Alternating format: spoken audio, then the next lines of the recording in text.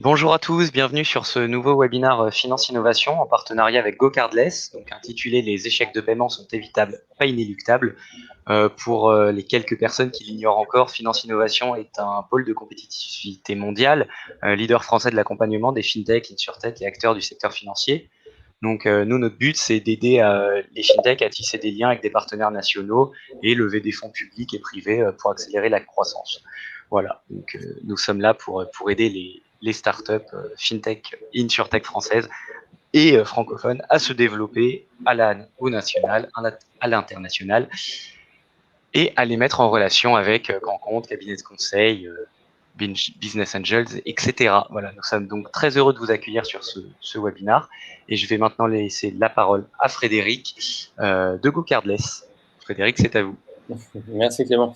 De Budget Insight. Budget Insight, pardon, je suis désolé. Pas de souci. Bonjour à tous. Merci déjà à France Innovation d'avoir organisé ce webinaire. Donc moi, je suis Frédéric Lépi, je suis Product Manager chez Budget Insight. Alors, je vais juste partager mon écran. Hop, très rapidement. Alors, Budget Insight, qui sommes-nous? Alors, nous sommes un acteur de l'open banking en France. Nous sommes leaders en fait de l'agrégation en France. Nous existons depuis 2012 et on s'est spécialisé depuis 2013 sur le bilan. Alors aujourd'hui, on a à peu près 200 clients et ce qu'on aime dire, c'est qu'on a autant de cas d'usage, autant de façons d'utiliser nos technologies, puisque l'open banking, en fait, ouvre énormément de champs du possible. Et la promesse de Budget Insight aujourd'hui, c'est d'aller au-delà de l'open banking.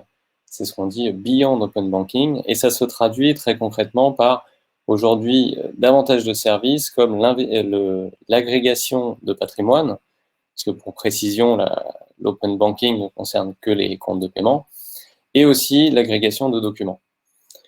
Donc, un petit aperçu en France des personnes avec qui on travaille. Donc, il y a, je disais, à peu 200 clients, donc il y a énormément de personnes. On travaille avec quasiment toutes les banques en France et énormément de fintech également. Donc, ce matin, on va parler donc des impayés et des opportunités qu'offre l'open banking pour éviter ces impayés. Alors, ce que je vous propose, c'est de rentrer directement dans le vif du sujet et je vais vous prendre un cas. C'est celui de Julie qui, après des mois de confinement, décide de se remettre au sport et pour ça, elle souhaite souscrire un abonnement pour un programme de coaching. Alors, ce programme, il coûte 200 € par mois et Julie a une situation peut-être un petit peu atypique, mais qui se répand de plus en plus, c'est qu'elle est freelance et donc elle a des revenus qui sont un petit peu irréguliers. Alors, pour éviter au maximum les impayés, ce qui pourrait lui générer des frais et peut-être un mauvais scoring auprès de sa banque, et on va essayer de tirer parti de l'open banking pour éviter au maximum ces impayés. Donc, ce qu'on propose, c'est qu'au moment où elle va signer son mandat de prélèvement, elle va donner également son accord pour avoir un accès au compte. Alors, je détaillerai un petit peu juste après, plus en détail, les services qu'offre l'open banking. Mais dans ce cas-là, voilà ce qu'on va pouvoir proposer à Julie. C'est qu'au moment où elle a souscrit donc, à son prélèvement et qu'elle a donné son accord au compte, on va être en mesure d'aller voir ses données financières. Et de là, on va pouvoir déduire deux choses. Que Julie est en capacité de payer, et on va pouvoir aussi conseiller à Julie une date de prélèvement dans le mois. On va pouvoir dire, ben voilà, on propose de prélever le 17 parce qu'on observe que le 17, sur les 12 derniers mois, le paiement serait passé à chaque fois. Donc ça, c'est une chose. Pour rajouter une surcouche par rapport à ça, c'est que après chaque prélèvement, enfin avant chaque prélèvement, on est capable d'aller interroger la banque pour voir si les fonds sont disponibles sur le compte de Julie. Ça permet de faire ce qu'on pourrait appeler un prélèvement intelligent, ne pas envoyer un ordre de prélèvement si on sait qu'il n'y a pas les fonds. Si jamais la réponse est négative, on peut rajouter encore un service supplémentaire qui est de redonner cette fois le contrôle du paiement à Julie avec l'initiation de virement. On peut lui préparer un virement et Julie aura la possibilité de payer quand elle le souhaite. Ça, c'était pour le cas d'usage. Je vais rentrer un petit peu plus dans le détail du coup de l'open banking et comment tout ça, ça fonctionne. Alors pourquoi l'open banking, c'est une révolution? Alors l'open banking, ça repose Déjà, le principe de l'open banking, c'est que les données bancaires, ce sont des données qui sont personnelles et qui appartiennent à l'utilisateur. Dans nos cas, c'est Julie. Et donc, avec son consentement, elle peut décider de les partager. Et elle le fera si les services qui lui sont proposés lui procurent de la valeur. Donc la DSP2, donc ça c'est le principe, elle met en place donc une technologie qui sont les API Open Banking, donc les API que toutes les banques mettent à disposition des acteurs régulés comme Budget Insight, qui nous permet de nous connecter au système de la banque et d'avoir ces informations-là. Et tout ça, bien sûr, c'est réglementé. Budget Insight est un acteur agrémenté et en toute légalité, on peut se connecter aux banques. Et c'est bien cette surcouche-là, hein, le fait d'avoir les informations et de pouvoir initier des virements, qui favorise l'innovation financière aujourd'hui en France et en Europe. Alors, je vais rentrer dans les trois services dont on vient de parler avec Julie. Donc, le premier service, donc, qui est l'AIS, donc c'est l'Account Information Service, donc c'est la capacité à aller chercher les informations financières des utilisateurs. Donc, typiquement, vous allez pouvoir récupérer les soldes des comptes et les transactions qui sont sur ces comptes-là. Il y a beaucoup d'acteurs aujourd'hui qui sont intéressés par ça. Les cas d'usage, alors là, la liste n'est pas exhaustive, mais ce sont des cas d'usage qui reviennent fréquemment. On a le PFM, donc ça, c'est typiquement agrégé en un seul point toutes les informations des comptes que peut avoir Julie, si elle est par exemple multibancarisée. Donc ça, c'est pour aider les utilisateurs à mieux gérer leurs finances. Le credit scoring, je veux mettre en place un crédit. J'ai besoin, bien sûr, de prouver que je suis un bon payeur. Comment le faire mieux qu'en partageant mes données financières? Voilà. Le cashback, donc le cashback, c'est je veux avoir des offres intéressantes si je fais certaines transactions chez des marchands. Pour aller vérifier que j'ai bien fait les transactions chez les marchands, il faut bien constater les transactions. Coach épargne, autre cas d'usage. Donc là, c'est grâce à l'information financière, on est capable d'indiquer à l'utilisateur soit l'argent qui dort sur ses comptes, soit sa capacité d'épargne qu'il pourrait avoir mensuellement, et on peut l'inciter à en rediriger une partie vers des comptes rémunérés. Donc, il y a beaucoup d'opportunités là-dedans. Pour les impayés, là vraiment, typiquement, on peut avoir une vision sur les comptes pour essayer d'anticiper la trésorerie des personnes, et puis on peut aller vérifier qu'il y a bien les fonds sur le compte avant d'aller envoyer un ordre de prélèvement. Le second service qui est offert par l'Open Banking, la DSP2, c'est le CBP2I. Donc ici, c'est aller vérifier la disponibilité des fonds chez un utilisateur. Donc là, c'est typiquement ce que je disais juste avant, c'est qu'avant de présenter un prélèvement sur le compte de Julie, on s'assure que les fonds sont disponibles en allant le demander à sa banque. Ça évite d'aller présenter un prélèvement si jamais il n'y a pas les fonds, ce qui ne sert à rien. Et puis si jamais il n'y a pas les fonds, si on sait qu'il n'y a pas les fonds, alors on peut anticiper à l'avance, on peut proposer une alternative à Julie. Soit un crédit, soit un report de l'échéance. Mais on peut déjà anticiper qu'ils ne seront pas là. On n'a pas besoin d'attendre le lendemain pour constater que le prélèvement n'est pas passé.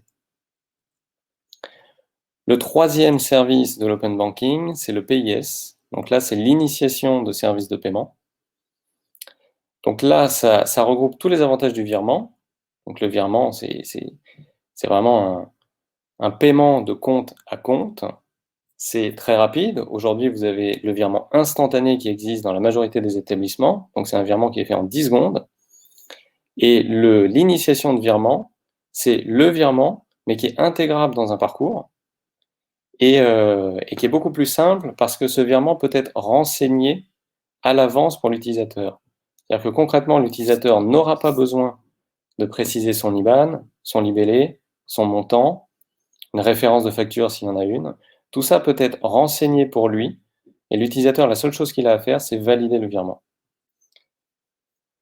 Donc l'avantage du virement ici, dans notre exemple, c'est de redonner à Julie le contrôle de ses finances. C'est elle qui va initier le virement, c'est elle qui va décider quand elle paye. Et donc là, difficile d'avoir un impayé dans ce cas-là. Donc, ce service d'open banking, il y a déjà plein de cas d'usage qui sont dessus. Il y a le paiement de factures. Donc ça, c'est à destination des professionnels, beaucoup. Je veux pouvoir payer mes factures, mais directement dans mon logiciel de comptabilité. Eh bien, c'est possible aujourd'hui avec l'open banking. On peut intégrer le virement dans le logiciel. Le top-up, donc c'est le rechargement de compte secondaire. Donc là, c'est pareil. Je renseigne un virement et l'utilisateur n'a qu'à le valider. C'est fini de donner un IBAN à l'utilisateur et de lui dire « va sur ta banque et va initier ce virement ». Ça, c'est fini. Le peer-to-peer, donc le virement de personne à personne.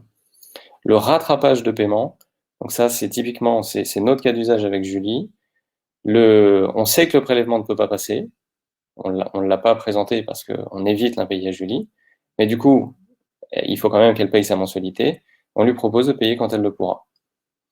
Et le paiement marchand, ça, c'est le cas d'usage qui se dessine beaucoup sur le e-commerce.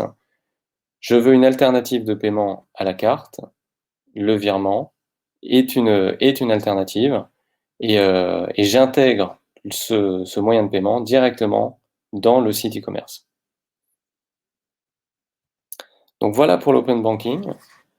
Voilà toutes les opportunités que ça offre et j'espère que j'ai été très clair.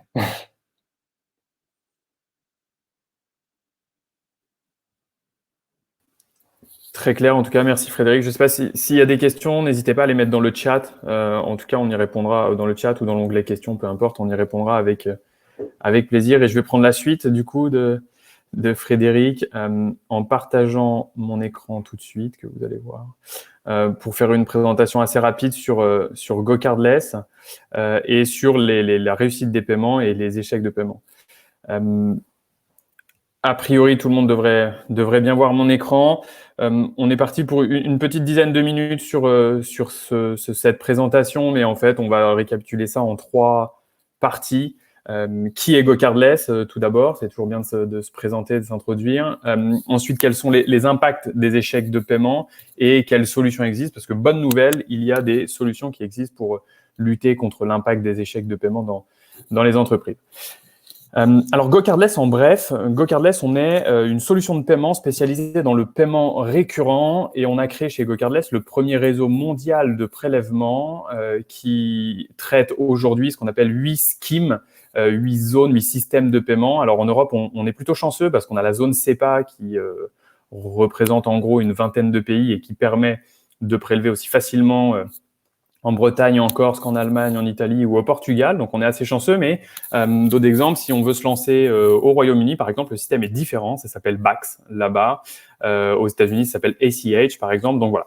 GoCardless, on est sur 8 systèmes de paiement aujourd'hui. On accompagne à travers nos 6 bureaux un peu plus de 60 000 entreprises sur des problématiques variables qui sont toutes liées au paiement récurrent, je dirais, à l'heure actuelle, mais tout un tas de problématiques différentes. Et notre mission, finalement, auprès de tous ces marchands, c'est de simplifier les paiements pour que nos clients se concentrent sur ce qui compte vraiment pour eux, leur métier. On n'a effectivement pas encore rencontré aujourd'hui de marchand qui a avec une passion indéfinie pour la signature de mandats SEPA, la saisie d'IBAN, l'export de factures, l'export de fichiers XML pour déclencher des prélèvements, faire du rapprochement manuel, ce genre de choses. Donc, chez GoCardless, on s'est dit qu'on allait automatiser, dématérialiser, simplifier tout ça pour que nos clients se concentrent sur leur métier, qui est généralement la partie sur laquelle ils ont le plus de valeur ajoutée. Si on rentre un petit peu plus dans le vif du sujet, quels sont les impacts des échecs de paiement pour les entreprises, on s'aperçoit qu'en fait, les défauts de paiement ont un fort impact sur les entreprises en France. En moyenne, on a un paiement sur 34, un paiement soumis sur 34 qui ne sera pas encaissé avec succès. Et ça entraîne, alors c'est un chiffre parmi tant d'autres, mais il y a un second chiffre que je trouve assez impressionnant finalement, c'est qu'à l'heure actuelle, en France, toutes les 33 minutes, il y a une entreprise qui meurt en raison de problèmes de trésorerie. Toutes les 33 minutes, ce qui est un chiffre hyper important. Alors ça a tendance à diminuer finalement, toutes les 33 minutes, enfin demain ce sera plus toutes les 33 minutes, on passera peut-être à 40, ce genre de choses, mais l'idée de GoCardless, c'est justement de travailler, d'aider les entreprises sur toutes ces problématiques pour qu'on n'ait plus d'entreprises qui meurent toutes les 33 minutes sur l'aspect paiement. Quand on s'intéresse un petit peu plus aux échecs de paiement, au taux d'échec de paiement, on s'aperçoit qu'il y a un impact, une corrélation directe sur différents indicateurs financiers. Par exemple, l'année dernière, on a missionné une entreprise qui s'appelle Forrester, que certains d'entre vous connaissent certainement, pour mener une enquête, faire une étude finalement.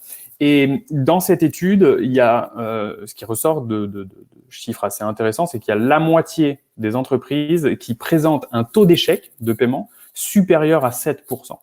Ce qui est quand même relativement important. À titre de comparaison, chez GoCardless, on a étudié les volumes au travers de tous nos clients. On arrive à un taux d'échec finalement qui est de 2,9%, donc qui est bien inférieur à ça. Mais si on pousse un petit peu cette étude finalement, si on va gratter un petit peu plus loin, sur ces 7% plus d'échecs finalement, il y en a naturellement 11 à 15% qui ne deviennent plus clients, qu'on appelle du churn naturel.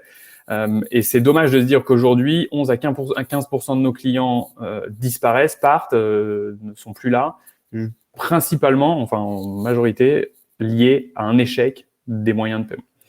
Et au final, quand on regarde, pour un deuxième chiffre qui peut être intéressant sur la valeur des paiements, mais sur ces 7% d'échecs qu'on a, quand on interroge les entreprises, on s'aperçoit qu'elles dépensent en moyenne entre 16 et 20% du montant de la facture pour retrouver le paiement.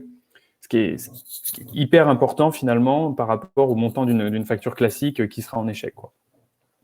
Alors, bonne nouvelle, on a fait un petit état des lieux. J'ai essayé d'aller assez rapidement pour ouvrir ensuite la discussion sur la table ronde. Mais bonne nouvelle, il existe des solutions pour lutter contre les moyens de paiement. Et on va voir 3 grands points ici. Finalement, bien choisir sa méthode de paiement. La deuxième partie sera plus sur ce qui est automatisation, digitalisation. Et ensuite, voir comment on peut aller encore plus loin dans les moyens de paiement que des moyens de paiement traditionnels. Le premier point, c'est que, alors chez GoCardless, on a une solution spécialisée dans le prélèvement automatique sur différentes zones, comme on l'a mentionné un petit peu. Mais ce qui est intéressant à l'heure du choix des moyens de paiement, c'est de se poser la bonne question. Est-ce qu'on va prendre une méthode de paiement push ou une méthode de paiement pull? Je m'explique. Une méthode de paiement push, c'est une méthode de paiement où finalement, c'est le client qui va pousser les fonds vers le compte bancaire de l'entreprise. C'est lui qui envoie cette somme. La carte bancaire rentre dedans, le virement bancaire aussi, puisque c'est votre client qui va choisir la date, le montant, le motif du virement et vous envoyez les fonds quand il veut, quand il peut, quand il a le temps, peu importe. Ça induit, ces paiements push, plusieurs enjeux, plusieurs problématiques. Le premier, c'est sur la partie tarif.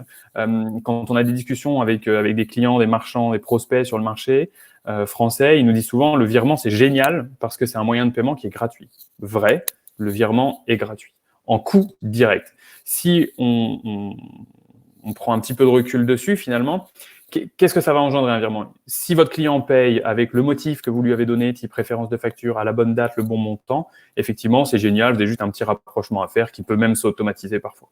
En revanche, si votre client décide de ne pas payer à temps, de contester une partie du montant et ne vous verse pas le montant complet, mais une référence qui ne vous correspond pas, derrière, ça implique forcément un temps manuel, un temps administratif finalement. Un client en retard, il va falloir l'appeler, lui courir un petit peu après pour qu'il envoie les fonds.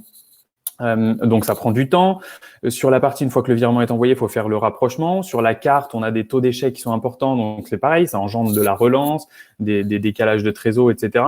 Donc sur la partie frais cachés, frais indirects, on voit qu'on en a pas mal qui peuvent s'accumuler dessus sur ces types de paiements push. L'autre point, c'est ce qu'on appelle le taux d'attrition, donc le churn qu'on voyait avant, qui va être élevé. Pourquoi? Parce que le virement, on peut très bien imaginer, si les grands fournisseurs télécoms à qui vous payez votre abonnement Internet ou votre abonnement téléphone, vous deviez leur faire un virement tous les mois, au bout d'un moment, le jour où vous avez envie de changer d'offre, vous arrêtez de les payer et ils perdent des clients aussi facilement. Sur la carte, la problématique est un petit peu similaire dans le sens où sur la carte, on va voir des plafonds, des risques de perte, de vol de carte et des dates d'expiration qui font qu'en France, aujourd'hui, une carte est valable 18 mois à partir du moment où elle est mise en ligne. C'est la moyenne. Donc, ça veut dire que finalement, à partir du moment où vous payez de manière récurrente via carte bancaire, tous les 18 mois, il va falloir demander au client d'actualiser ses coordonnées bancaires. Et ça pose la question de faire un second acte d'achat et finalement, un client qui ne souhaiterait plus bénéficier du service profiterait de cette bonne occasion pour partir. Donc, voilà un petit peu les enjeux, les questions et les limites qu'on peut se poser sur la partie des moyens de paiement push. De l'autre côté, on a ce qu'on appelle des moyens de paiement pull, comme le prélèvement bancaire avec GoCardless, où finalement, à partir du moment où vous avez mis un mandat de prélèvement en place avec vos clients, vous allez être en mesure d'avoir la main, de contrôler vos paiements, puisque c'est vous qui choisissez la date, le montant, la récurrence, le motif des factures. Le taux de rétention est obligatoirement, naturellement, même je dirais, plus élevé et on a moins de churn, moins d'attrition que sur des paiements push. Pourquoi? Parce que sur le prélèvement bancaire, contrairement au virement, c'est pas au client de déclencher le prélèvement, une fois que le mandat a été mis en place, bien évidemment. Mais il n'y a pas de date d'expiration, il n'y a pas de plafond, il n'y a pas de risque de perte ou de vol d'un compte bancaire. Donc, on a ce qu'on appelle un churn qui est beaucoup plus faible dans le temps, puisque le prélèvement, finalement, vous avez la main dessus sans limites qui sont plutôt liées au système, je dirais. Chez GoCardless, donc, je l'ai mentionné un petit peu plus tôt, mais on a fait une étude en interne auprès de tous nos clients qui montre que le taux d'échec, finalement, est de 2,9% sur l'intégralité de nos clients, quand sur des moyens push, on est plus sur du 10 à 15%. Un autre point qui est assez intéressant, c'est qu'on a missionné YouGov il y a fin 2019, qui est un institut de sondage en ligne, finalement, pour aller interroger aussi bien en B2B qu'en B2C des clients et leur demander pour différents types d'achats, de l'abonnement numérique, de l'abonnement traditionnel, du paiement en plusieurs fois, du paiement de facture, quel type de paiement préféraient les clients. Et il ressort que pour le marché français, et c'est relativement vrai aussi en Europe, le prélèvement est l'un des moyens et le moyen de paiement privilégié. Elle est disponible, cette étude, sur notre site internet. J'ai mis la source ici en bas, on pourra vous la renvoyer après si certains sont intéressés. Mais ça montre que finalement, contrairement à ce qu'on pense, on sort facilement la carte, mais on sort aussi facilement son IBAN. En tout cas, c'est ce que les clients souhaitent. Un autre point qui est intéressant pour réduire l'impact des échecs de paiement, ça va être de connecter les outils, parce que connecter, automatiser et avoir un système interconnecté va permettre de générer des gains de productivité, de diminuer les échecs et de diminuer l'impact des échecs. Pourquoi? Parce que finalement, si on prend votre compte bancaire classique, aujourd'hui, vous pouvez le connecter avec des systèmes de paiement comme GoCardless. GoCardless s'intègre parfaitement avec plus de 200 partenaires ou une API dans des outils de facturation, CRM, comptabilité. Alors, on en a mis quelques-uns, des Zuora, Salesforce, mais pour des acteurs français, on a des outils comme celle-ci, par exemple, des outils comme Zoho, ChargeBee, voilà. Tout un type d'outil qui va générer automatiquement une facturation, et générer une facturation déclenche un prélèvement de manière 100% automatisée. Donc ça permet de générer factures et paiements de manière automatisée sans avoir à exporter de fichiers, créer de prélèvements ou autres dans votre banque avec un export de fichiers. Et ça, on peut très bien le lier à des outils type téléphone, email, SMS pour être intégralement centré sur le client. Pour exprimer ça, pour expliquer un petit peu et donner un exemple concret, on peut très bien imaginer dans un outil, une solution d'abonnement ou autre, que votre client vous donne une autorisation de prélèvement, mette en place un mandat de prélèvement avec vous. Automatiquement, il a son mail ou autre de confirmation de commande. Ces informations remontent dans votre outil de facturation, un Zuora, ChargeBee, Salesforce dont on a parlé, ou celle-ci, pardon, dont on a parlé un peu avant. Et chaque émission de facture va automatiquement déclencher un prélèvement qui remontera toutes les infos dans le système. Ce qui fait que, pour prendre l'exemple qui nous intéresse ici d'un échec de paiement, finalement, vous allez avoir toutes les informations centralisées dans un seul et même outil, et vous allez pouvoir représenter les prélèvements, les paiements de manière la plus fluide possible, en temps réel, puisque vous avez toutes les infos en temps réel. Vous n'avez pas besoin d'être proactif, peu importe la manière dont vous l'êtes. D'ailleurs, c'est nous qui le sommes pour vous. Un autre point qui est intéressant, pour reprendre un petit peu le titre de ce webinaire, c'est que chez GoCardless, on estime aujourd'hui que les échecs sont évitables et ils ne sont pas inéluctables. Et pourquoi? Parce que on apporte sur le marché du prélèvement, qui est un marché relativement traditionnel, quelques innovations, comme un outil qui s'appelle aujourd'hui Success+. Success+, concrètement, qu'est-ce que c'est? C'est un algorithme qui va analyser toutes les données des paiements des payeurs finaux pour faire des analyses et en tirer bénéfice pour nos marchands. On a un peu plus de 60 000 marchands aujourd'hui qui ont certains 3 payeurs qui font 3 paiements par mois, d'autres des dizaines, voire des centaines de milliers par semaine. Donc, on analyse toutes ces données pour que finalement, en tant que marchand GoCardless, vous déléguiez les représentations à GoCardless. Donc, prenons un exemple, vous avez un paiement qui échoue, ça arrive sur le prélèvement, 2,9% des cas, on l'a vu tout à l'heure, et dans cette grande majorité, c'est lié à des fonds insuffisants. Quand on a des fonds insuffisants, c'est donc cet algorithme GoCardless, Success Plus, qui s'appelle Success Plus, qui va automatiquement choisir la date à laquelle on va représenter ce prélèvement. Et cette date, bien évidemment, on l'affine avec différents critères pour que sur votre marché, dans votre secteur d'activité, on trouve la date à laquelle on a un taux de succès qui est le plus élevé possible.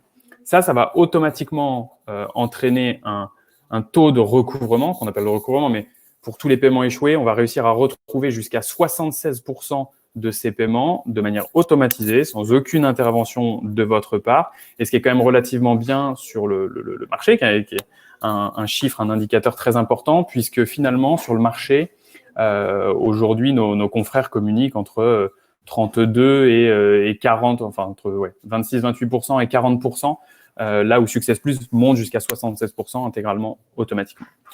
Le dernier point, c'est que bien évidemment, du coup, retrouver plus de fonds qui est sur vos paiements, alors avoir moins de paiements échoués et puis sur ces échecs, en retrouver une plus grande partie de manière 100% automatisée, va naturellement augmenter vos revenus, la réduction de votre churn, des créances irrécouvrables, va limiter l'impact du travail administratif, etc., etc. Le fonctionnement concrètement, on en a parlé un tout petit peu après, mais aujourd'hui, en fait, ce qu'on voit sur le marché, c'est que nos marchands ont différentes manières de représenter des prélèvements échoués. Le premier, ça va être de manière aléatoire, c'est qu'on le retente une fois, quand on peut, quand on a le temps, quand on veut, peu importe le process. Le deuxième, c'est qu'on tente plusieurs fois, quand on peut, quand on veut, ou avec une règle un peu binaire, type on a un échec, on le représente 5 jours plus tard, un deuxième échec 7 jours plus tard, un troisième échec 10 jours, etc. Success Plus lui analyse toutes ces données et finalement, c'est l'outil Success Plus qui va regarder et représenter aux meilleures dates possibles sur un délai de 4 ou 6 semaines que vous pouvez paramétrer pour retrouver le plus haut taux de succès et avoir retrouver automatiquement jusqu'à 76% des paiements échoués. Donc voilà un petit peu le fonctionnement. Et en chiffres, on a un peu plus de 10 000 clients aujourd'hui qui utilisent Success Plus, qui constate donc 3%, 2,9 pour être très précis, d'échecs en moyenne, 76% de succès après utilisation de Success Plus. Et un autre point qui est intéressant, qui est à mettre en lien avec ce qu'on faisait au début, ce que je mentionnais au début sur les coûts indirects dans la partie des paiements push, c'est qu'en fait, on économise 60% du temps dans la gestion des impayés. Parce que tout ça étant automatique, on n'a pas besoin de relancer les clients en impactant la relation client, d'exporter des fichiers, de recréer quoi que ce soit. Tout se fait de manière automatique. J'avais mis un cas juste après qui est Neos, qui est une néo-assurance, une assurance habitation, qui utilisait déjà GoCardless en amont, mais sans Success Plus, et ils avaient des process manuels pour retrouver les paiements échoués, et donc ils avaient un taux qui est tout à fait correct, qui est la moyenne du marché de 40%. Avec Success Plus, ils ont réussi à monter jusqu'à 90%, ce qui est très important, très élevé et très intéressant comme chiffre, tout en économisant 2 à 3 jours de travail tous les mois dans la gestion des échecs et des relances. Donc on voit clairement les bénéfices pour une entreprise sur la partie échec et sur la limitation finalement des impacts des échecs de paiement, en mettant des outils qui vont encore plus loin que des outils classiques, le prélèvement ici dans ce cas-là par exemple. Voilà, en gros, après, donc c'était la dernière partie. Je ne sais pas s'il y a des questions. Je n'ai pas forcément vu dans le chat. Je vais revenir dessus. Je ne sais pas s'il y a des questions, si ça répond. Mais en gros, voilà pour l'introduction sur la partie GoCardless. C'était très clair, Boris. Merci beaucoup. Effectivement, il y a quelques questions dans le chat. Je ne sais pas si tu peux les voir. Oui. J'en vois quelques-unes, on pourra peut-être répondre un petit peu offline pour certaines, mais je vois, il y a une question sur QuickBooks qui fait partie des possibilités d'intégration avec GoCardless. Alors oui, QuickBooks fait partie sur la zone BACS au Royaume-Uni, a prévu de lancer l'intégration sur la zone CEPA prochainement, dans les prochains mois, dans les mois qui arrivent. Donc ça, c'est relativement positif. Je regarde, il y avait une question de Félix sur les échéances quelle échéance de nombre de jours maxi de paiement pour les grandes entreprises, PME et les ministères? Alors, on en parlera peut-être un petit peu dans la table ronde celle-ci, donc on y reviendra dessus, Félix. Il y a Madame Kermat qui pose une question sur RGPD. On vous renverra de l'information dessus, Madame Kermat, parce que j'ai pas toutes les données en tête, mais on a beaucoup d'infos sur la partie RGPD et ça a été un sujet assez énorme chez GoCardless pour savoir si on était data controller, data processeur, etc. Donc, on vous renverra de l'info précise dessus. Et je réponds vite fait à la dernière question de Félix sur les outils d'intelligence artificielle pour générer les API. Pour sécuriser les bases des données sur le cloud dans le domaine informatique, il existe de nombreux outils qui s'appellent WAF Cybersécurité chez F5, très fiables, et surtout les bases de données financières. Alors, aujourd'hui, GoCardless, je ne sais pas si ça répondra à la question, mais GoCardless, notre colonne vertébrale est basée sur une API qui est développée et gérée en interne pour sécuriser toutes ces infos dans le cloud. Je fais le lien avec la partie précédente. En tant qu'établissement de paiement, on a pas mal de régulations et de process. On est contraint à pas mal de choses par la CPR en France, la FCA au Royaume-Uni. Donc, on respecte toutes les données, enfin, tous les standards européens sur le sujet. Mais n'hésitez pas à me renvoyer un mail un peu plus précis après, Félix, pour qu'on puisse vous répondre concrètement sur ces points-là. Voilà, je te repasse la parole, Tristan. Merci, Boris. Bonjour à tous. On va commencer la partie table ronde pendant la prochaine heure. Pour la dynamique, n'hésitez pas à poser, comme vous le faites déjà, toutes les questions dans le chat et on y répondra au fil de l'eau. Donc, je me présente. Je m'appelle Tristan Brien. Je suis en charge de la FinTech chez KPMG et je remercie Finance Innovation, Clémence et Rachel de GoCardless de nous donner l'opportunité d'animer cette table ronde avec des intervenants de grande qualité qui font bouger les lignes dans le monde des paiements.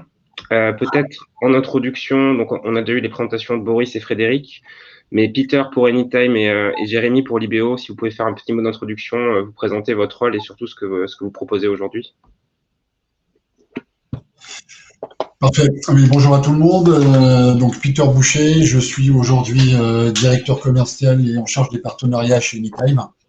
Donc Anytime est une fintech qui a été créée il y a 8 ans. Récemment, nous sommes mariés avec Orange Bank. Donc Anytime aujourd'hui a plusieurs activités, principalement une activité de banking pour tout ce qui est professionnel ou petit professionnel, où on délivre du compte bancaire avec une plateforme multiservice qui l'accompagne. Et puis également une deuxième partie qui est un peu moins visible sur notre site aujourd'hui, qui est de l'intégration de solutions de paiement ou de briques bancaires dans des systèmes d'information un peu plus complexes. Voilà pour Anytime. Bonjour, je suis Jérémy, donc je suis cofondateur de Libéo. Libéo, c'est un SaaS qui va aider les TPE-PME à gérer et à régler leurs factures fournisseurs. Donc, on part du même constat un peu que les différents intervenants aujourd'hui, que les factures fournisseurs globalement coûtent cher aux entreprises, c'est de la perte de temps dans le traitement, c'est un coût financier, ça engendre des faillites d'entreprise, du retard de paiement et il y a souvent un manque de visibilité sur les prévisions de trésorerie. Donc, nous, notre approche chez Libéo, c'est de proposer à nos utilisateurs une solution qui va reposer sur 5 briques principales. La centralisation des factures fournisseurs, les factures qu'on doit régler, donc une centralisation facile, soit parce qu'elles sont facilement intégrables dans la solution, soit parce qu'elles sont connectées à différents outils que les entreprises utilisent déjà. On parlait de QuickBooks et par exemple, on est connecté à QuickBooks, on va pouvoir récupérer automatiquement les factures. Il y a une extraction de données qui évite de faire de la saisie puisqu'on va reconnaître les champs principaux et utiles dans le traitement ensuite de ces factures. La troisième brique, c'est la validation en équipe. Pour payer une facture, il va falloir savoir si on doit la régler ou pas, et c'est pas forcément la personne qui la reçoit et qui la traite qui a cette information. Donc, au sein de la solution, on va pouvoir communiquer avec un responsable marketing ou autre pour savoir si elle doit être réglée, si elle doit être mise en attente ou si au contraire, il y a un conflit sur cette facture. Et ensuite, on peut la régler directement sur Libéo. Donc, on n'a pas besoin de repasser par sa banque et on va justement mettre les différentes technologies qui sont à disposition aujourd'hui avec l'open banking, avec ces solutions qu'on peut aujourd'hui proposer pour payer très simplement, avoir l'expérience de paiement directement sur la plateforme et non pas sur sa banque traditionnelle, même si on est connecté à la banque traditionnelle et qu'on a nous aussi un agrément d'agents de PSP, de prestataires de services de paiement. Et la dernière brique, c'est la gestion et le suivi de trésorerie, puisque avec l'information qu'on va intégrer dans l'IBO, on va pouvoir vous restituer de l'information, vous donner des tableaux de bord qui vont vous permettre au quotidien de gérer plus aisément vos dépenses et vos finances. Super. Bon, merci beaucoup, Jérémy et Peter.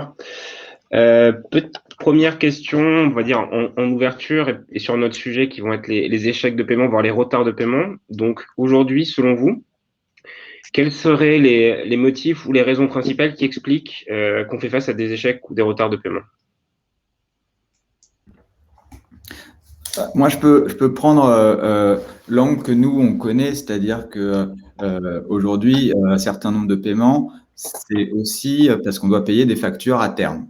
Et on pense souvent que le paiement en retard, c'est parce qu'on ne veut pas la payer ou parce qu'on a un problème de trésorerie, mais ce n'est pas nécessairement le cas. Nous, ce qu'on constate, c'est que dans ce processus de paiement entre la réception de la facture et son règlement effectif, il y a un ensemble de frictions qui va ajouter différentes étapes, donc de la durée et potentiellement des abandons parce qu'on n'a pas l'information tout de suite. Donc, on se dit, tiens, on va le faire plus tard, ou j'envoie à une autre personne et on attend un email, on utilise différents outils pour différentes étapes du processus. Donc, les trois gros problèmes, c'est souvent qu'il y a un manque d'information sur la facture déjà. Donc, l'information, quand on va vouloir régler la facture, il n'y a pas forcément le bon nom du bénéficiaire, l'IBAN qui est disponible. Donc, l'information est fragmentée, on ne l'a pas facilement et on a du mal à la collecter. Ensuite, il y a des process qui sont compliqués. Il y a plusieurs interlocuteurs pour régler une facture. Quand on commence à avoir une taille d'entreprise suffisamment importante. Donc, comme je le disais précédemment, on va devoir la valider et ça va encore engendrer des discussions, des échanges qui vont retarder finalement le paiement effectif et la multiplication des outils puisque la banque, tout le monde n'y a pas accès, la visibilité de la trésorerie qui peut être gérée sur Excel, sur un outil. Encore une fois, c'est fragmentation d'outils qui fait que tout le monde n'a pas la même information et on doit jongler entre l'un et l'autre. Et un manque global de visibilité. Nous, on est assez étonnés sur les finances, on est assez étonnés quand on parle à nos clients de constater que il y a un sous-équipement en général de la façon dont ils gèrent leur trésorerie et ils constatent leur trésorerie. Souvent, les clients, les TPE, PME nous disent moi, ma trésorerie, je la gère en regardant mon compte bancaire. Or, évidemment, c'est une vision qui est très statique, qui ne va pas prendre en compte les futures dépenses, alors que c'est des informations qu'on a déjà, les futures entrées. Et donc, il y a ces trois éléments qui sont le manque d'information globale en général sur le paiement de la facture, des process qui sont complexes et une information qui est pas claire et qui n'est pas en temps réel, vont faire déjà que le processus est long, crée de la friction et va générer, alors même qu'on a envie de la payer, c'est pas qu'on ne veut pas la payer, qu'on n'a pas l'argent sur son compte, mais on va prendre un peu plus de temps que d'habitude parce que quand on doit le faire, finalement, il nous manque des éléments et on va le retarder. Ça arrive à des 3 jours, 4 jours, 5 jours, 10 jours de retard par rapport à la date d'échéance prévue. Merci beaucoup, Jérémy. Oui, donc effectivement, on constate vraiment une complexité très forte au niveau facture. Est-ce que c'est un constat que vous partagez, Peter, Boris ou Frédéric? N'hésitez pas à réagir.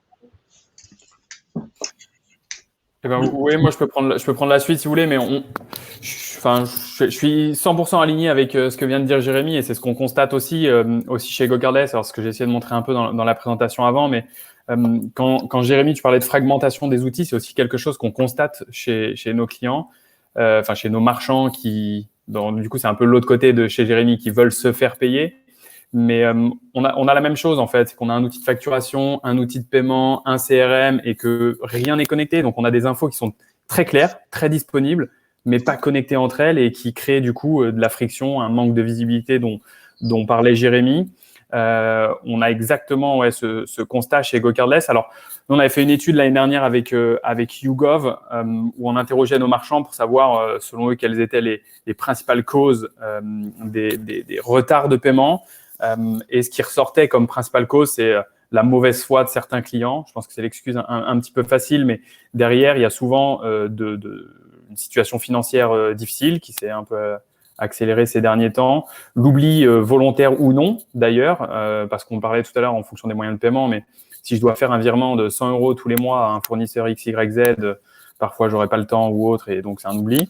Ou l'absence de réponse et le manque de visibilité dont parlait Jérémy tout à l'heure, c'est qu'on a beaucoup de clients qui nous disent que, de marchands du coup, qui nous disent que leurs clients ne savent pas exactement quand payer, pourquoi, ils ont une facturation 30 jours fin de mois, ils n'utilisent pas forcément les bons outils, donc le suivi est un peu plus difficile dessus et ça entraîne forcément des retards. Très bien. Peter, vous voulez ajouter quelque chose ou sinon... Oui, non, je rejoins ce qui vient d'être dit à 100%, bien sûr. Et on constate aussi une autre chose également, c'est qu'aujourd'hui, quand le paiement arrive dans l'entreprise, il y a toute une série de rapprochements, de validations de l'encaissement qui est aussi quelque chose d'assez complexe, alors qui n'est pas, bien sûr, un échec de paiement puisque l'argent est présent, il est dans l'entreprise, mais c'est plutôt un échec de traitement. On constate aujourd'hui pour les entreprises qui ont énormément de factures ou qui même qui facturent beaucoup de clients, on a cette fameuse étape de rapprochement bancaire qui aujourd'hui est complexe. Et comme le disait Jérémy tout à l'heure, un client, OK, il a l'IBAN, mais il va oublier de mettre sa référence, il va mettre un commentaire, ça va pas être cohérent. Et quand ça va arriver dans les services financiers, le rapprochement va être impossible. Il va falloir appeler la banque et ça va être une perte de temps importante, donc une perte d'argent et de productivité. Donc nous, on a une solution aujourd'hui qui est l'IBAnisation virtuelle qui permet de faire un rapprochement à 100% de tout ce qui est règlement des clients. En 2 mots, c'est quoi? C'est sur chaque facture, j'alloue un IBAN par client. Et au moins, le client, quand il me fait son règlement, il n'a plus besoin de mettre la référence. Et quand le virement arrive sur mon compte, il est rapproché automatiquement, directement. Donc, toute cette notion de traitement, aujourd'hui, on travaille dessus de plus en plus et ça fonctionne relativement bien. Au même titre qu'ensuite, il y a tout ce que disait Jérémy également, la complexité qu'ont les structures aujourd'hui, c'est qu'on a un compte bancaire classique et puis ensuite, on a plein d'outils de CRM, d'outils de gestion. Donc, nous, ce qu'on fait maintenant, c'est qu'on intègre au maximum, d'ailleurs, les prestataires qui sont présents, pour la plupart, ont été intégrés pour faciliter justement toutes ces opérations bancaires et d'avoir le meilleur des mondes en un seul endroit, en fait. Puisqu'on raisonne de plus en plus chez les éditeurs sous forme de XRP. Donc, un XRP, c'est quoi? C'est une solution logicielle qui va pouvoir se plugger avec tous les autres logiciels qui permettent d'atteindre un objectif. Donc, c'est ça aujourd'hui, la solution qu'on apporte pour les petits clients et les clients beaucoup plus importants. Ouais, super. Et c'est vrai que ça, c'est très important. On va revenir dessus à plusieurs niveaux. Donc, d'une part, si je me mets dans la peau du client, qu'est-ce que je vois à la fin et quelles sont les différentes interactions que je vais avoir avec différentes solutions. Et puis, ce qui est intéressant aussi, c'est que vous êtes un écosystème de partenaires. Vous avez tous un peu une fonction différente sur la chaîne de valeur. Et on va en redébattre, mais c'est important de voir comment, ensemble, vous pouvez créer quelque chose qui a une forte valeur ajoutée pour vos clients. Juste avant de partir un peu plus dans le technique, peut-être une deuxième question d'ouverture sur le contexte, parce que bon voilà, on traverse quand même une crise sanitaire pour le moment, potentiellement avec des conséquences économiques sur le moyen terme qui vont être fortes. Est-ce qu'aujourd'hui, vous avez des éléments à nous partager sur votre observation du marché, sur la tendance, sur les besoins forts qui risquent d'arriver en trésorerie court terme, par exemple? Je sais que Boris, vous avez déjà donné quelques éléments tout à l'heure. Est-ce que vous souhaitez réagir là-dessus? Oui, on peut. Alors, chez GoCardless, on aime bien faire des études sur le marché pour voir ce qui se passe, où on aura de la valeur, voir, concrètement voir où GoCardless peut apporter de la valeur et où GoCardless peut aider ses clients. Donc, on a fait plusieurs études et c'est vrai que aujourd'hui, la trésorerie, c'est le nerf de la guerre pour pas mal d'entreprises, de TPE, PME, ETI également. Et l'an dernier, on a missionné Forrester. Donc, j'en ai parlé un petit peu dans la présentation tout à l'heure, mais on a missionné Forrester pour aller interroger des entreprises sur le marché. Et 96% d'entre elles, 96, c'est énorme comme chiffre, ont déclaré avoir subi des retards de paiement supérieurs à 10 jours sur l'année 2020. Et parmi toutes ces entreprises, il y en a 47% qui ont vu ce délai augmenter au cours de l'année dernière. Donc oui, effectivement, on vit un moment compliqué et ça s'est bien accentué avec la crise sanitaire qui est là depuis 1 an maintenant. Alors, plusieurs tendances aussi ressortent sur le marché. Typiquement, grâce aux aides de l'État mises en place par le gouvernement pendant la crise, en fait, on s'aperçoit aujourd'hui que les PME affichent actuellement 2 mois de réserve en chiffre d'affaires, 3 mois on a pour les ETI et 4 en moyenne pour les grands groupes. Donc, c'est très peu, malgré une activité qui se relance un petit peu, ça reste très peu. effectivement, les prêts garantis par l'État aident sur cette partie-là, mais il y a des études qui montrent que ça n'évitera pas un grand nombre de faillites. Et il y a un chiffre qui est sorti qui indique que d'ici le printemps 2022, on pourrait dépasser la barre des 100 000 faillites en France. Donc, effectivement, quand on prend en compte toutes ces infos qui ne sont pas très reluisantes, c'est relativement inquiétant, ça s'accentue. Mais, encore une fois, nous, on est là avec mes quatre compères aujourd'hui, justement, pour essayer d'apporter des solutions, de limiter tout ça et de montrer que finalement, il y a des moyens qui sont mis à disposition aujourd'hui des entreprises pour contrer ces effets et se concentrer sur de la croissance et lutter contre tous ces impacts un petit peu assez négatifs dans l'ensemble. Merci Boris. Je ne sais pas si quelqu'un va ajouter des éléments complémentaires sur le sujet. C'est vrai qu'il y a un risque d'avoir une sorte de cercle vicieux de retard de paiement, notamment pour les PME. Jérémy, je vois que vous avez coupé votre micro. Ouais, nous aussi, on aime bien regarder les données de marché et les données de nos utilisateurs. Et ce qui a été intéressant de voir, c'est l'évolution entre les comportements des TPE, PME avant et après le Covid. Nous, ce qu'on a pu constater, c'est que les factures payées en retard deviennent la norme aujourd'hui. Avant, alors ça ne veut pas dire que c'était pas significatif, mais il y avait en moyenne 35% des factures qui étaient payées après la date d'échéance. Aujourd'hui, depuis le Covid, on a dépassé les 50% des factures payées après la date d'échéance. Donc, les dirigeants font durer au maximum. Il y a une sorte de principe peut-être de précaution où chaque euro est bon à prendre et on essaye de maximiser malheureusement la date à laquelle on va payer. Et si on parle de moyenne, en moyenne, les retards de paiement qu'on constatait étaient plus ou moins 3 jours avant le Covid et sont passés depuis le Covid à 12 jours. Donc 12 jours, quand c'est cumulé, évidemment, ça peut avoir des impacts extrêmement importants. Ça a mis en perspective avec le fait que le délai moyen de paiement d'une facture dans le B2B est de 45 jours. Donc déjà, entre le moment où on a fait la commande, on a reçu la facture, il y a 45 jours. En plus de ça, on ajoute 12 jours. Donc, il y a vraiment une vraie tension dans la réception des fonds pour les entreprises qui sont souvent dépendantes d'un certain contrat ou d'un certain paiement. Oui, c'est clair. Effectivement, merci pour les chiffres. C'est vrai que c'est assez impressionnant et c'est important de mettre en place rapidement des solutions qui permettent de mettre au moins des solutions palliatives, on va dire, pour pas que ça devienne une pratique de marché d'avoir des retards de paiement aussi élevés. Je reviens un peu en arrière sur ce que vous disiez, Peter, notamment sur le rôle d'Anytime. Peut-être est-ce qu'on pourrait faire un panorama pour l'ensemble des participants, où vous pourriez expliquer aujourd'hui dans votre écosystème, donc on parle d'open banking, quel est votre rôle et comment vous vous interfacez avec d'autres partenaires. Donc très généraliste, sans forcément entrer dans un détail très précis, mais donner une première vision de ce qu'est votre écosystème aujourd'hui. À la base, on est une néobanque, donc la différence, c'est qu'on ne fait pas de financement. Ça, c'est le premier point. On est 100% digital et qu'aujourd'hui, on n'a pas non plus l'intégralité des services. Donc, on a développé sur la plateforme des web services, comme je disais tout à l'heure, qui nous permettent de s'interconnecter avec toutes les fintechs de la place, puisqu'on discute avec la majorité. Et dans notre écosystème, on a pour coutume d'échanger, de travailler ensemble.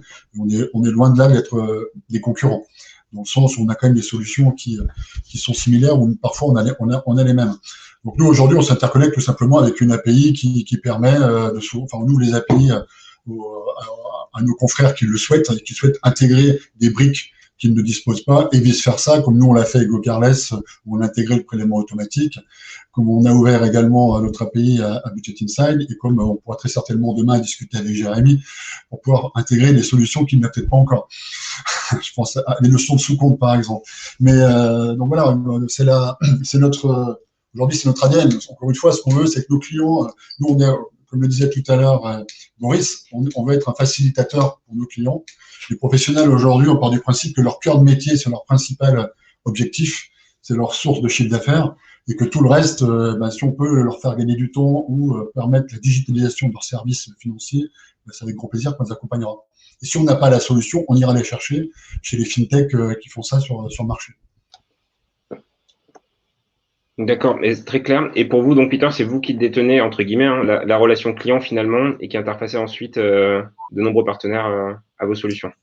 Oui, tout à fait. Donc après, on fait évoluer surtout notre plateforme en fonction aussi des besoins et des desiderata de nos clients. Et puis également la vision qu'on a du marché à terme, et aussi les évolutions technologiques qu'on peut voir arriver, puisqu'il y a encore beaucoup d'innovations qui vont arriver dans le monde du paiement.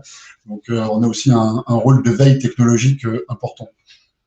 Je pense demain à toutes les nouvelles, on parle de la disparition du 3D Sécu, en l'occurrence pour tout ce qui est règlement carte de paiement. Donc toutes ces innovations-là, on est en train de les implémenter pour celles qui arrivent, et puis on regarde surtout celles qui seront là demain, à 3 ou 5 ans.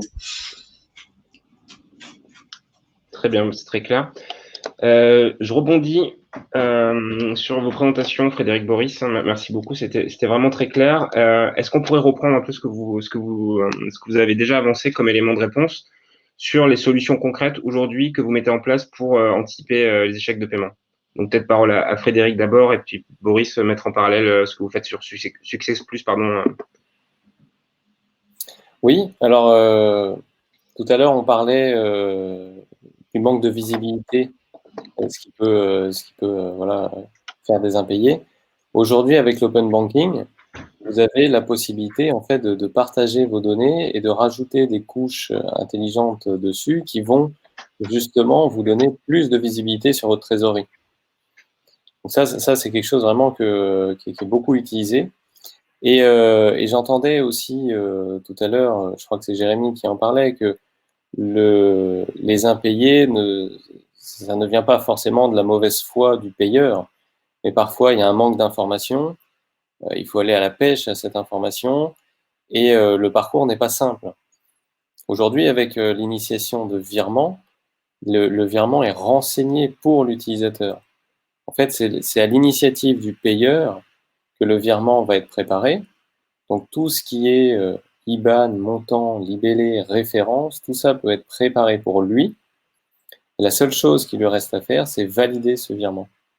Donc ça, c'est beaucoup plus simple. Ça rend le virement beaucoup plus accessible. Et sachant aussi qu'avec l'open banking, il est intégrable dans n'importe quel parcours. Donc ça donne des outils supplémentaires pour faciliter les paiements et éviter les impayés. Il y a aussi une dimension pour le bénéficiaire, donc avec le troisième service dont je parlais, qui est la disponibilité des fonds, c'est qu'on peut anticiper un impayé. Si je sais à l'avance, même un jour, si je sais qu'un prélèvement ne se fera pas, je peux prendre des mesures dès maintenant et ne pas attendre de constater que le prélèvement n'a pas été fait. Ouais, et pour ajouter un petit peu sur ce que vient de dire Frédéric, donc nous, GoCardless, on est une solution de paiement et on est spécialisé dans le prélèvement automatique. Donc aujourd'hui, on fait du prélèvement qui était un moyen de paiement assez binaire et assez archaïque, pas forcément très développé. On essaye d'aller un peu plus loin maintenant. On a un outil comme Success Plus. Alors aujourd'hui, on n'est pas encore en mesure d'anticiper les échecs, les fonds suffisants sur les comptes ou quoi. Ça viendra peut-être dans le cadre d'open banking, parce qu'on imagine très bien des liens avec la présentation qu'a fait Frédéric. On imagine très bien qu'avoir l'info avant le prélèvement peut avoir énormément de sens pour encore plus réduire les échecs, etc. Si on l'a pas aujourd'hui et que ça devrait arriver dans les prochains mois ou prochaines années, ce qu'on fait chez GoCardless, c'est justement on essaye de travailler à partir des infos qu'on a sur l'échec de paiement. Donc Success Plus, c'est un bon exemple. C'est à partir du moment où on a un échec, on optimise les représentations pour avoir le plus haut taux de succès. Ça, c'est parti d'un constat qui était assez simple chez nous, assez basique finalement, mais quand on observait en B2C, par exemple, les données qu'on avait, on a un taux d'échec naturel qui est plus important le lundi que le vendredi sur du B2C. Pourquoi? Parce que quand le salaire doit être versé le vendredi, samedi ou dimanche, les fonds arrivent le vendredi, donc potentiellement le vendredi, on a plus d'argent que les autres jours. Ça, c'était le constat un petit peu basique, un peu primaire du début qui nous a permis de pousser un peu les algorithmes pour développer Success Plus aujourd'hui. On peut aussi imaginer demain des fonctionnalités qui permettraient, quand on a un échec de prélèvement, d'envoyer un mail, de pousser un mail au client en lui disant sur, je sais pas, les 10-15 prochains jours, enfin, vous avez eu un échec de paiement, sur les 10-15 prochains jours, à quelle date souhaitez-vous être prélevé?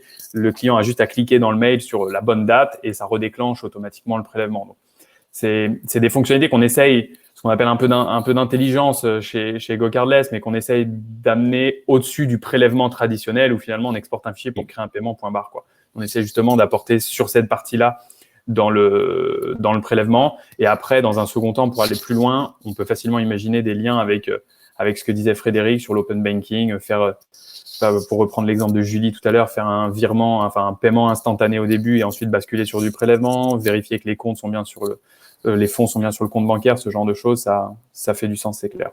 Donc des contrôles et finalement et potentiellement de la communication aussi. C'est vrai qu'aujourd'hui c'est quelque chose qui est peut-être le parent pauvre dans le prélèvement, en tout cas de la communication anticipative ou préventive, voire même trouver une solution ensemble finalement.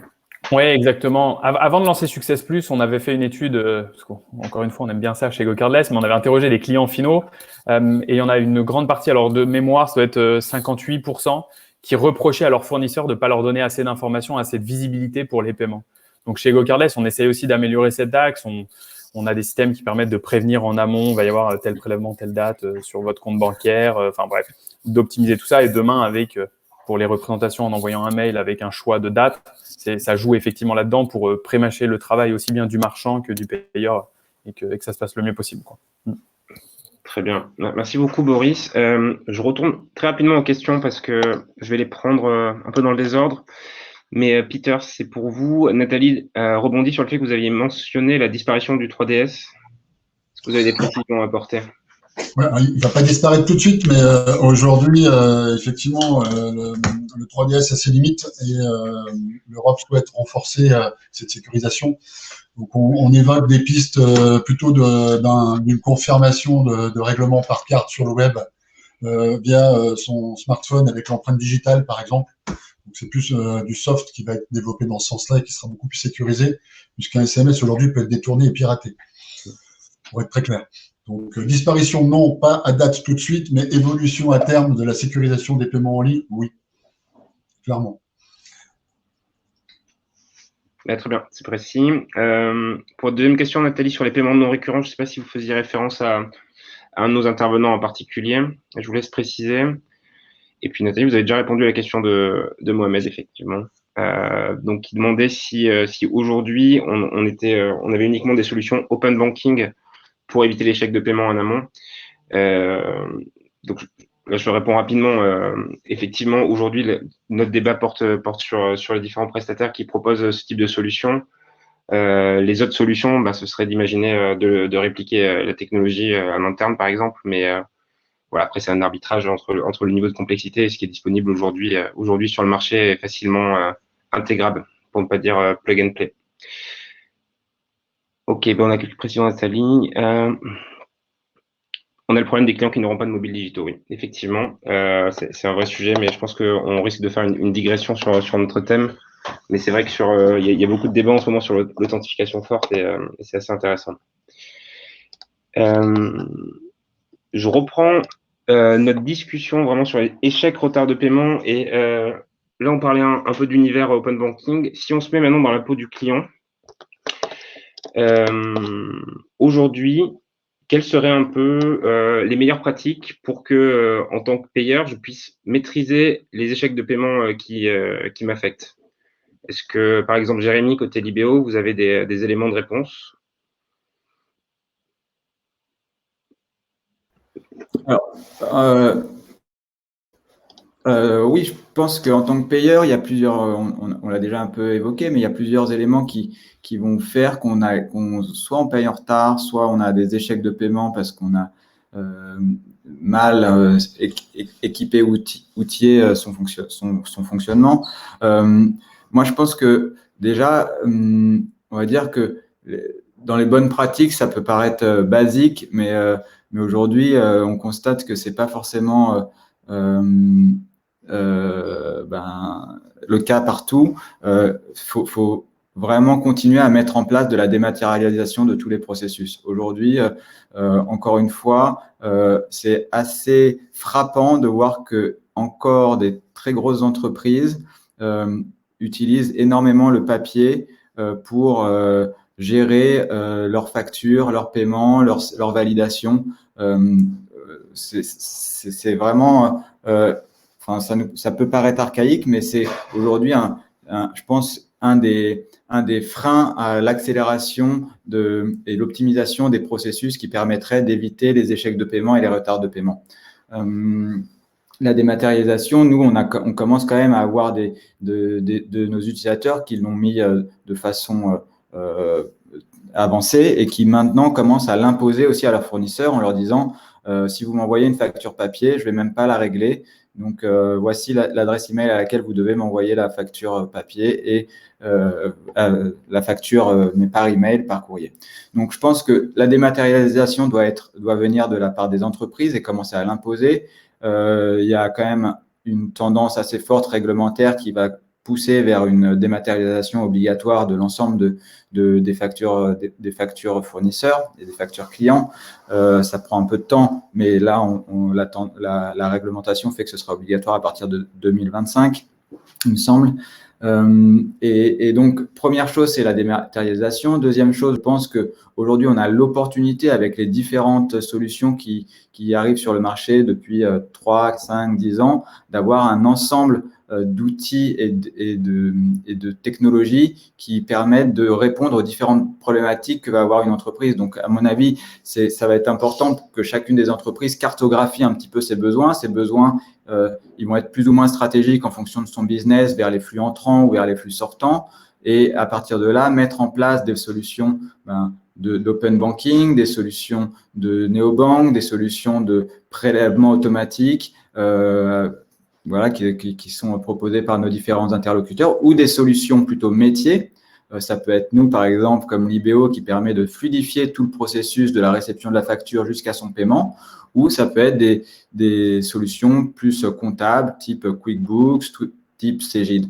Mais voilà, je pense que les deux dynamiques vraiment qu'il faut pousser dans les entreprises, c'est réfléchir à la dimension stratégique du paiement au sein de son entreprise, cartographier les besoins, catégoriser les flux entrants et les flux sortants, et ensuite mettre en place des processus digitaux et efficients avec les outils qui sont à disposition aujourd'hui. Et ça va permettre déjà de réduire, à mon avis, une grosse partie des problématiques qu'on peut avoir en termes d'échecs de paiement et de retard de paiement.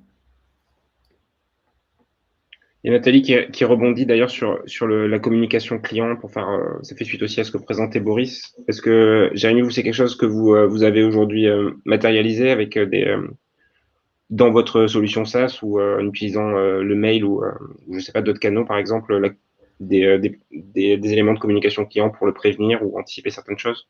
Ouais, tout à fait. Un peu une des bases de notre réflexion et de notre construction, c'est de s'inspirer des bonnes pratiques qui existent dans le B2C et dans des solutions comme Revolut, comme N26 ou comme Lydia, et les répliquer vers le B2B. Aujourd'hui, les personnes qui ont l'habitude d'utiliser au quotidien leur téléphone pour payer en 2 clics avec ces solutions veulent la même expérience dans leur quotidien et dans leur day-to-day. Ils sont de moins en moins prêts à accepter un décalage d'innovation entre les outils métiers et les outils qu'ils utilisent en particulier. Et effectivement, c'est un très bon point, Nathalie, c'est que la notification, c'est une très bonne façon de rassurer et de régler aussi les différents échanges que peut avoir un fournisseur et un bénéficiaire. C'est-à-dire que parfois, ce n'est pas forcément le paiement qu'on attend, c'est l'information sur le paiement. Et donc, on travaille effectivement là-dessus pour mettre toutes les étapes qui vont être importantes, qu'elles soient bien résumées, bien expliquées et notifiées au bon moment et surtout que les différents… le payeur et le payé puissent avoir exactement la même information. Donc, on a, si vous voulez, quand on paye, on peut notifier son bénéficiaire, il peut recevoir un email, il peut recevoir un SMS, il peut surtout aussi aller lui aussi s'inscrire sur la plateforme. Et là, qu'est-ce qu'il verra? Il verra le fil d'actualité et dans ce fil d'activité, il verra toute la vie et les échanges de la facture. Un petit peu comme si on commandait, comme si on commandait un colis sur Amazon, on va vouloir traquer à quel moment il est. Pourtant, ça ne va pas le faire venir plus vite, mais ça nous rassure de savoir qu'il est sorti de l'entrepôt, il est arrivé dans le hub en Hollande ou je ne sais pas où. Et ben la même façon, on va pouvoir suivre, si on est tous les deux sur la plateforme, à quel moment le paiement a été initié, où est-ce qu'il en est dans le processing et à quel moment on prévoit sa réception sur son compte bancaire. Très bien. Et Peter, de votre côté, chez Anytime, dans la communication client autour des différents paiements, est-ce que vous avez mis en place des initiatives? Aujourd'hui, on a implémenté encore une fois des solutions qui existent sur le marché. Mais pas, alors nous, ce qu'on intègre de plus en plus, enfin, sur le paiement en tant que tel, je vais rien rajouter d'autre puisque tout a été dit en fait. Donc ça serait de la répétition, clairement. Non, après, encore une fois, ce que j'ai tout à l'heure, on va être le rapprochement bancaire et puis on va être aussi surtout en ce moment par des sous-comptes qui est plutôt assez nouveau sur le marché bancaire, pouvoir aider les entreprises à gérer leur trésorerie. En l'occurrence, la TVA et toutes ces rentrées d'argent qui, au final, ne sont pas l'argent de l'entreprise parce qu'elle doit le rendre à un moment donné. Donc, on aide les entrepreneurs ou les entreprises à gérer ça. Mais j'ai pas plus de choses à rajouter sur ce sujet. Très bien. Je reviens un tout petit peu sur la partie questions. J'ai une question que j'avais ratée de Vincent Grosjean. Donc, je vous la livre et que celui qui souhaite y répondre se lance. C'est comment augmenter la confiance entre un client et son fournisseur et ainsi augmenter la probabilité de paiement. Donc, Jérémy, vous avez déjà donné pas mal d'éléments de réponse. Est-ce qu'il y a des choses que vous souhaiteriez ajouter? Alors moi, je peux en ajouter un petit peu sur la partie comment un marchand communique avec son client. Ce qu'il faut savoir, premier point sur la partie prélèvement, c'est que dans la réglementation européenne, il est obligatoire de notifier un client à la mise en place d'un mandat, d'un abonnement, d'un paiement, la fin d'un abonnement, ce genre de choses. Donc, pour ce qui est du prélèvement, c'est quelque chose qui est obligatoire aujourd'hui et il y a plusieurs façons de le faire.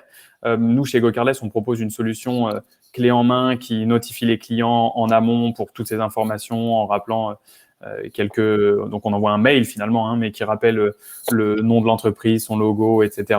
pour informer. Ou on peut travailler main dans la main avec nos marchands pour développer des solutions qui soient un petit peu plus personnalisées avec, je sais pas, si un client a un espace personnel, que ce soit une notification dans son espace personnel ou ce genre de choses. Et ça permet en amont d'être sûr. Alors, ça peut anticiper certains échecs de paiement, mais typiquement, si un client voit ou est notifié d'un prélèvement de X euros qui arrivera sur son compte à telle date et qu'il n'aura pas les fonds, ça permet de prendre des mesures un peu en amont pour contacter son fournisseur et rejoindre un peu ce que disait Jérémy tout à l'heure pour anticiper l'échec et verser les fonds au bon moment ou recevoir les fonds au bon moment. Merci beaucoup, Boris. Moi, je rajouterais que l'open banking, ça peut être aussi un moyen d'augmenter la confiance. C'est-à-dire que si en tant que payeur, j'autorise la personne qui vient me prélever à vérifier la disponibilité des fonds, ça peut le rassurer. Parce que si jamais les fonds ne sont pas disponibles, il le voit tout de suite. Et donc, si jamais ça devait arriver, voilà, il peut anticiper, il peut prendre des mesures correctives tout de suite.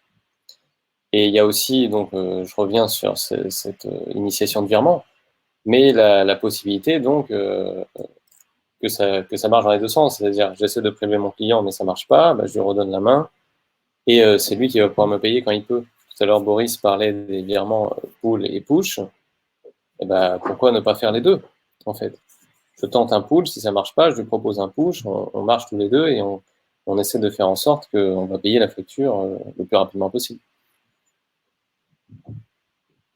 D'accord, ouais, c'est intéressant. Et donc vous disiez finalement aussi parvenir en temps réel à faire un screening des fonds disponibles, c'est bien ça? Exactement, oui. Et donner l'information. Qui se matérialisait sous la forme d'un oui non, j'imagine, pour pas donner trop de détails sur la situation. Exactement, oui. La banque répond oui ou non. Ok. Est-ce qu'on a aussi des bonnes pratiques, cette fois-ci non pas côté payeur, mais plutôt côté bénéficiaire dans la peau du client, complémentaire à ce qu'a évoqué Jérémy, que vous pourriez mettre en avant? Je peux prendre ce point du coup. Côté marchand, on a aussi des bonnes pratiques alors c'est assez marrant, mais qui sont dans l'ensemble très similaires à celles dont a parlé Jérémy. Mais la dématérialisation, effectivement, des factures, elle sera obligatoire avec la loi de finances en 2025. Donc, il y a de plus en plus d'entreprises qui le font. Aujourd'hui, je crois que 70%, quelque chose comme ça, d'entreprises qui ont déjà des factures dématérialisées, mais ça laisse quand même une grande partie qui ne l'est pas. Et ça fait le lien directement après avec la connexion des outils, en fait. C'est que Jérémy mentionnait différents outils, QuickBooks et autres tout à l'heure, mais c'est un petit peu pareil sur la partie paiement, finalement. C'est que si vous avez un CRM qui est connecté à un outil de facturation, qui est connecté à un outil de paiement, bah, finalement, tout le process est automatisé et dans les bonnes pratiques, on passe plus de temps à gérer ces factures, les envoyer, créer les paiements qui vont bien derrière et suivre les paiements parce que tout est centralisé dans un seul et même outil qui permet d'une, d'éviter des risques d'erreur vu que tout est automatisé et de deux, de gagner beaucoup de temps derrière, quoi. Après, je vais pas faire de la redite sur les moyens de paiement, mais oui, effectivement, si on laisse nos clients nous payer que par chèque et par virement, faut se douter que derrière, on aura du temps à consacrer à la relance, au suivi, au rapprochement, comme Peter le mentionnait tout à l'heure, ou Jérémy, je ne sais plus, mais sur la référence qui est pas la même que celle de la facture ou autre. Et puis oui, après il y a eu une partie communication client. Nous, un bon exemple de ça, c'est qu'on accompagne depuis le début Payfit, qui est une entreprise que beaucoup doivent connaître, qui a un nom assez parlant sur le marché français. Mais Payfit, quand ils se sont lancés, ils ont un super produit. Chez Payfit, ils sont très bons commercialement, ils ont vendu leurs produits, ils sont pas tellement intéressés à la facturation ou au paiement. Sauf qu'au bout d'un moment, ils se sont aperçus que leurs clients ne les payaient pas par virement et qu'ils passaient finalement beaucoup de temps à aller récupérer l'argent qui leur était dû plutôt que d'aller chercher de nouveaux clients. Et ce qui est toujours embêtant quand on est dans une entreprise qui se lance, qui fait de l'acquisition, etc. Ils avaient comme délai de paiement 70 jours, ce qui est quand même relativement important. Et ils ont essayé de chercher une solution. Ils ont pris un outil de facturation dans lequel ils ont connecté les outils de paiement et donc GoCardless.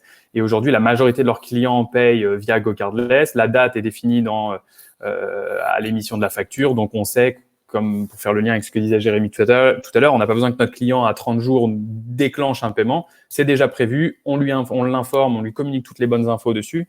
Et ils sont passés de 70 à 7 jours de délai de paiement aujourd'hui. Et l'année dernière, on discutait avec Francis, qui est le responsable financier de Payfit, qui nous disait que lui, grâce à ça, grâce à la connexion des outils, l'automatisation du process, la dématérialisation, pendant 2 ans, ou 2 ou 3 ans, je sais plus, ils n'avaient pas eu besoin d'embaucher quelqu'un en finance pour suivre les paiements, faire du rapprochement, relancer les clients, etc., etc. Donc, concrètement, on voit que ça a un vrai bénéfice et que d'un point de vue bonne pratique, je pense que Payfit est un bon exemple d'entreprise en croissance qui a pas trop connu la crise. C'est lié à leur marché, mais aussi à leurs outils, leurs organisations, leurs process internes, quoi. Merci Boris. Oui, effectivement, c'est assez impressionnant comme les chiffres que vous venez de mentionner. Un préalable à tout ça, et je fais le lien avec une question qu'on vient de recevoir, c'est d'avoir l'approbation du client finalement hein, pour l'interrogation, pardon, pour qu'on puisse accéder à ces données bancaires. Frédéric, est-ce que vous avez des chiffres sur la volonté des clients? Est-ce qu'il y a beaucoup de refus par rapport à ça? Alors, l'open banking, c'est encore assez jeune, donc j'aurais du mal à sortir un chiffre très précis, c'est disparate d'un partenaire à l'autre, mais vous avez plusieurs moyens de le faire aujourd'hui. Vous avez donc l'agrégation de comptes, où là, effectivement, c'est tout l'historique financier du client qui va être partagé, à la fois ses soldes bancaires, mais ses transactions. Alors, je précise uniquement sur les comptes de paiement. Hein. Et vous avez le CBP2I qui, là, c'est vraiment une disponibilité des fonds pour un montant donné. La banque répond si juste oui ou non, à savoir si ce paiement peut être effectué.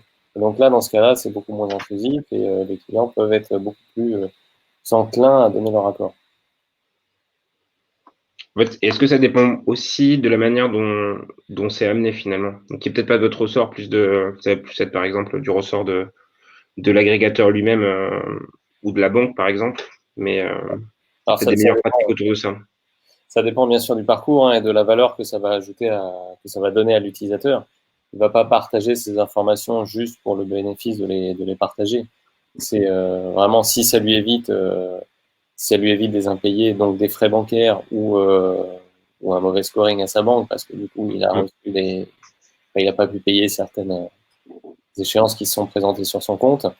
Effectivement, là, il peut être enclin à donner son accord pour dire présenter un prélèvement que si vous êtes sûr qu'il va passer, quoi. Ouais, merci Frédéric. Et j'en profite, Peter, de votre côté, donc côté néobanque destination des pros, est-ce que vous considérez qu'il y a un retard de maturité dans les parcours clients entre le B2B, donc vraiment segment pro, TPE, versus ce qui peut être vu aujourd'hui pour les particuliers, ou est-ce que ce retard est en train d'être gommé? Ce retard est en train d'être gommé. Alors, on le voit, il n'y a pas de retard chez les créateurs, les startups, toutes les sociétés qui sont en train de se construire, puisqu'ils ont tout à fait compris que d'intégrer une solution comme la nôtre, ils vont gagner énormément de temps et rester focus sur leur cœur de métier et d'aller chercher du chiffre tout de suite, clairement. Après, il y a quand même une évangélisation à faire pour d'autres structures. Et comme le disait tout à l'heure Jérémy, à juste titre, on voit encore des grands groupes qui sont encore au papier, et c'est quand même assez surprenant. Maintenant, ce que disait Frédéric aussi, et je le rejoins à 200%, les données bancaires, il faut voir l'intérêt et pourquoi je les donnerai et pourquoi je vais les céder. Mais si l'offre aujourd'hui et qu'on arrive à démontrer au client que c'est important pour lui, il le fait facilement. Ne serait-ce que pour de l'enrôlement, par exemple, aujourd'hui, on a des partenaires dans le monde du financement, que le client clique sur le bouton oui, je veux et j'accepte de donner mes données, il aura un retour sur un calcul de financement qui sera de l'ordre de 24 heures. Alors que s'il devait envoyer le dossier par mail ou par papier, il aura un délai de réponse qui serait beaucoup plus long. Donc aujourd'hui, on est dans un monde qui va très vite.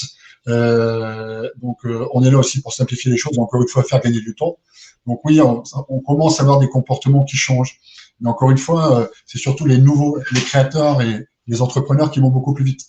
Ils ont compris qu'ils avaient aujourd'hui à disposition des outils qu'avaient jusqu'à présent les sociétés du CAC 40, par exemple, en termes de gestion financière, en termes d'outils. Puisque c'est ça, hein, l'idée aujourd'hui des fintechs, c'est d'arriver à mettre à disposition aussi ces outils-là aux plus petits professionnels. Pour ceux qui les ont utilisés à haut niveau, ce qui n'est pas le cas pour tout le monde. Très bien, merci beaucoup Peter. Boris, Frédéric, est-ce que vous pourriez répondre à la question de Mohamed qui nous demande est-ce que l'utilisation d'un score de solvabilité peut être pertinent dans notre cas? Alors totalement, dans la présentation tout à l'heure que je faisais, je mentionnais le credit scoring. Aujourd'hui, il y a beaucoup d'acteurs qui sont intéressés par ça.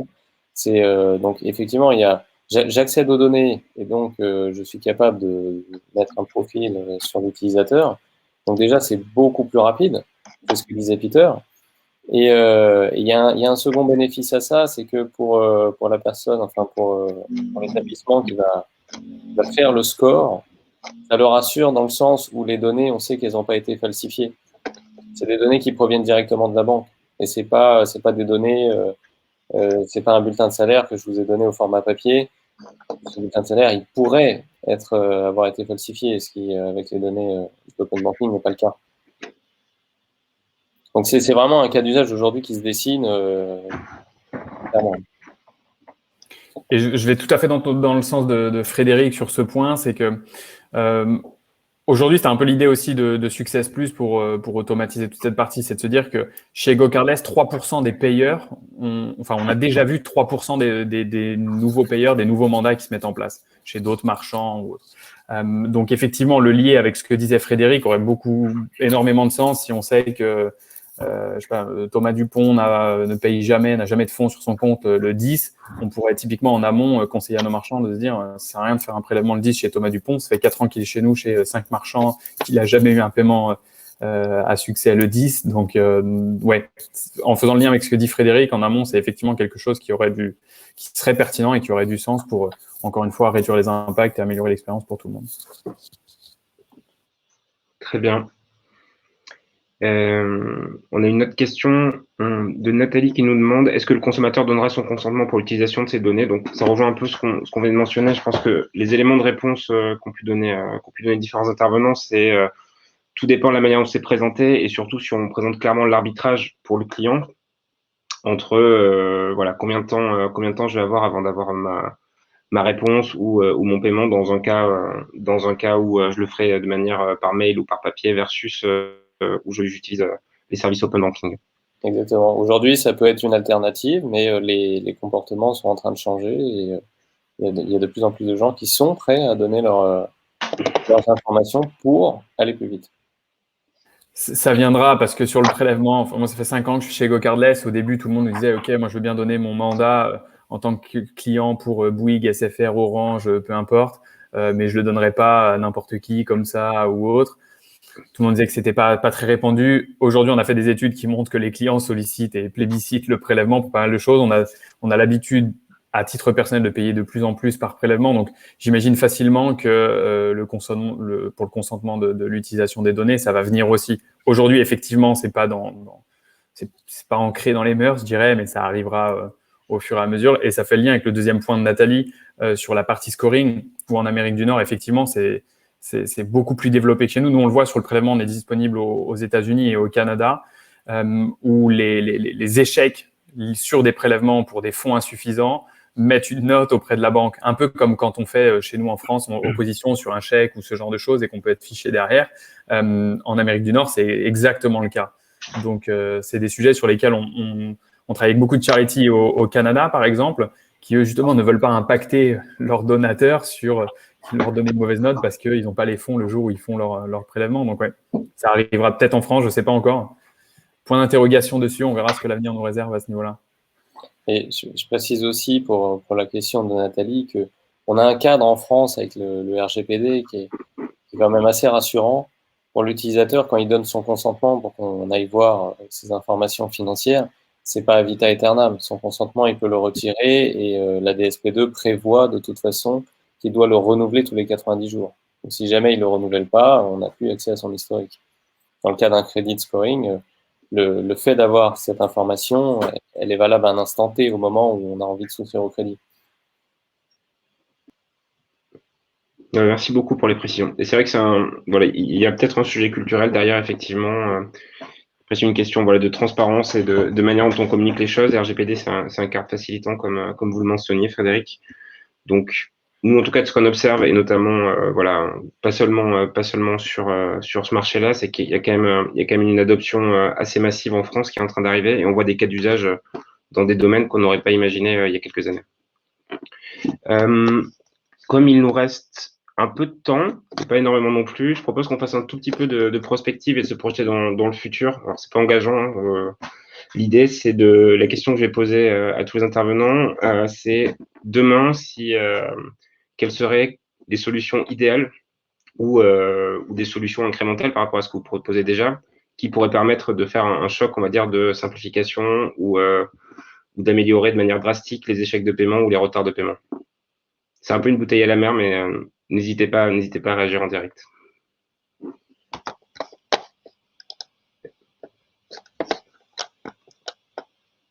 Et si personne ne se lance, je vais désigner quelqu'un. Merci Frédéric. Je vais penser. Alors, un parcours qui pourrait changer, par exemple, ce que j'imagine, je souscris un nouvel abonnement, je veux pouvoir accéder au service immédiatement. On se dit que le premier paiement, je pourrais peut-être le faire avec un virement. Parce que le virement, il va être simple pour moi. Le parcours des SP2 qui se dessine aujourd'hui sur mobile, c'est le virement, il est préparé. Je dois juste le valider. Et pour le valider, je suis redirigé vers mon application bancaire où je suis authentifié par biométrie. Comme ça se fait quand j'ouvre mon application bancaire. Et j'appuie sur un bouton pour valider le virement. Le virement, il peut être immédiat. Et donc, j'ai payé tout de suite mon abonnement et j'ai accès au service tout de suite. En parallèle de ça, la personne qui a reçu le virement reçoit aussi mon IBAN, l'IBAN émetteur. Et donc, a l'information de mon IBAN et peut mettre en place un mandat de prélèvement pour tous les prochains paiements. Donc ça peut aller très vite. Donc ça facilite en fait l'accès à l'information, parce que moi, si vous me demandez mon IBAN tout de suite, ben, je ne le connais pas. Et c'est un premier paiement qui est réussi. C'est un premier paiement qui est à la main du payeur. Il est parti, il est fait tout de suite. Et ça rassure déjà dans la relation qu'il peut y avoir entre le payeur et le payé. Et ensuite, bah, c'est tout ce que j'ai évoqué tout à l'heure. C'est l'accès à l'information, la disponibilité des fonds, le rattrapage de paiement en redonnant la main à l'utilisateur. C'est toutes ces choses qui peuvent se superposer pour faciliter le plus le parcours et éviter les impayés. Ouais, 100% d'accord avec Frédéric. Alors nous, d'un point de vue GoCardless, on va continuer à améliorer le prélèvement, ramener des briques d'intelligence. Alors tout à l'heure, on parlait de Success Plus, mais on a aussi des produits, un autre qui s'appelle Borderless, qui permet de prélever dans différentes devises et de recevoir des fonds uniquement en euros sur un compte bancaire basé en France, par exemple. Si demain, nos marchands veulent prélever des livres au UK ou des dollars aux États-Unis, mais se faire payer qu'en euros sur un compte bancaire en France, c'est tout à fait possible. Donc sur la partie prélèvement, on va continuer à amener de l'innovation comme ça, de Success Plus, la communication dont je parlais tout à l'heure avec des emails dans lesquels le payeur choisit la date de représentation. Après, effectivement, il y a des passerelles assez évidentes avec l'open banking. Celle de Frédéric est très juste. Typiquement, en ce moment, on a beaucoup de discussions avec des entreprises qui font de l'abonnement B2C pour de la nourriture, de la pet food, ce genre de choses, dans lesquelles on peut tout à fait imaginer mettre un paiement, utiliser PIS et mettre un paiement instantané pour le premier paiement qui sera direct quasiment, irrévocable, et de basculer ensuite sur du prélèvement où là on aura le moins de churn possible, qui est une solution de paiement bien adaptée, surtout si on le met en parallèle avec DSP2 et la SCA qui arrive, la Strong Customer Authentication qui arrive, dans lesquelles il va falloir, ça va être un peu plus contraignant de payer par carte bancaire. On imagine facilement que ça avait beaucoup de sens là-dessus, et notamment et également en parallèle l'AIS dont parlait Frédéric tout à l'heure, savoir si les fonds sont bien présents sur le compte bancaire, je pense au B2B par exemple, ça a beaucoup de sens de savoir en amont avant de délivrer une prestation ou autre si les fonds sont bien sur le compte bancaire, à quelle date on peut prélever, etc. quoi. Donc pas mal d'innovations et de passerelles possibles avec Open Banking pour GoCardless. Un peu dans la lignée, mais pour accentuer sur le point de vue utilisateur et l'expérience qui va, moi je vois les prochaines années et même peut-être les prochains mois, la plus grosse marge de progression, et ce que j'anticipe, c'est que il y a de plus en plus d'intelligence artificielle qui est mise pour automatiser, analyser la donnée, et on va avoir de plus en plus de données sur les utilisateurs et sur les marchés qui va permettre de mieux comprendre les comportements et les usages des utilisateurs. Et à partir de là, on va être beaucoup plus précis dans la restitution de l'information à date, mais aussi dans le futur. On va pouvoir comprendre de plus en plus comment va se comporter la trésorerie en fonction des différents de l'historique, des comportements d'un certain utilisateur ou d'un ensemble d'utilisateurs ou de clusters d'utilisateurs ou de segments de marché. Et ça va permettre, ça c'est pas pour fliquer les utilisateurs, mais au contraire, c'est pour dire, OK, cette information, je vais pouvoir te la restituer intelligemment pour que toi, tu puisses anticiper ta trésorerie, savoir quel est le meilleur moment pour payer. Et à partir du moment où tu as cette information, qu'est-ce qu'on va pouvoir faire? C'est qu'on va pouvoir donner, accélérer aussi l'automatisation, puisque la personne va pouvoir se dire, je sais, je vais pouvoir mettre de plus en plus de règles qui vont me permettre de dire, ce paiement, je vais pouvoir, jusqu'à un certain montant, laisser mon logiciel dire c'est à ce moment-là qu'il faut le payer, et donc il va choisir la meilleure date pour le payer, par exemple. Je pourrais toujours garder le contrôle de la validation. On ne va pas complètement déléguer à la machine le fait de faire tous ces règlements, mais progressivement, on va avoir de plus en plus d'informations, de l'information précise, et du coup, en conséquence, de l'automatisation et de la simplification de ces process, pouvoir se dire, je vais vraiment être le pilote et pas être le technicien, et donc gagner beaucoup de temps, beaucoup de confort et beaucoup de entre guillemets, se délester un peu d'une charge mentale qui est assez pénible quand tu es dans les fonctions finance souvent aujourd'hui. Merci beaucoup. C'est très clair. C'est intéressant. Peter, vous avez peut-être un élément à rajouter aussi de votre côté?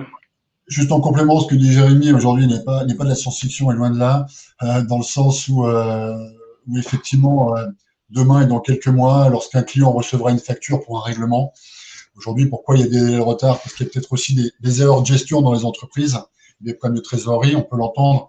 Mais demain, quand un virement arrivera dans une banque comme la nôtre, on saura aller splitter en automatique le montant de la TVA, les montants qui sont liés également aux achats par rapport à la commande qui vient d'être réglée, de lui provisionner l'argent sur des sous-comptes qui sont dédiés à ça et d'automatiquement régler les fournisseurs. Tout ça sera fait en automatique.